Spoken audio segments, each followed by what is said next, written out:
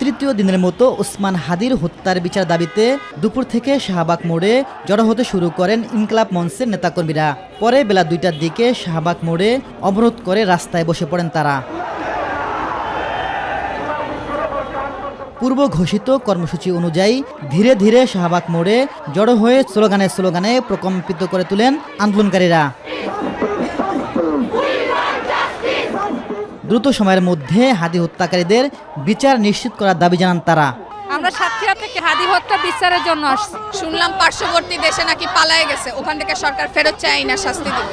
যত বড় শক্তিশালী সরকারের আন্ডারে থাকুক, সেখান থেকে যেন তাকে বের করে এনে বিচারের মুখোমুখি করে বিচারের রায়কে বাস্তবায়ন করা হয়, সেটা আমরা দাবি জানাই। ভারতীয় দালালির চিন্তা কারো মাথায় আসে, আমরা বাংলাদেশে তাদেরকেও জবাব দিব। ভারতীয় গোলামি বাংলাদেশে চলতে পারে না। আমরা এই ভারতীয় আধিপত্যবাদের কবর রচনা করতে চাই বাংলাদেশে। এর আগে ডিএমপি মিডিয়া সেন্টারে হাদি হত্যা মামলার তদন্তের অগ্রগতি নিয়ে সংবাদ সম্মেলন অনুষ্ঠিত হয়।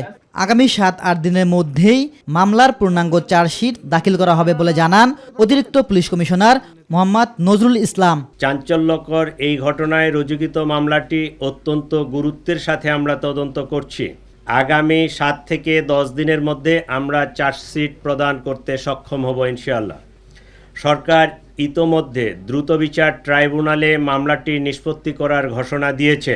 এই জন্য এই জঘন্য ঘটনার ন্যায় বিচার নিশ্চিত করতে রাষ্ট্রের পক্ষ থেকে, আমাদের পক্ষ থেকে সর্বোচ্চ প্রচেষ্টা অব্যাহত রয়েছে। ইলিয়াস মাতবর, মাই টিভি, ঢাকা।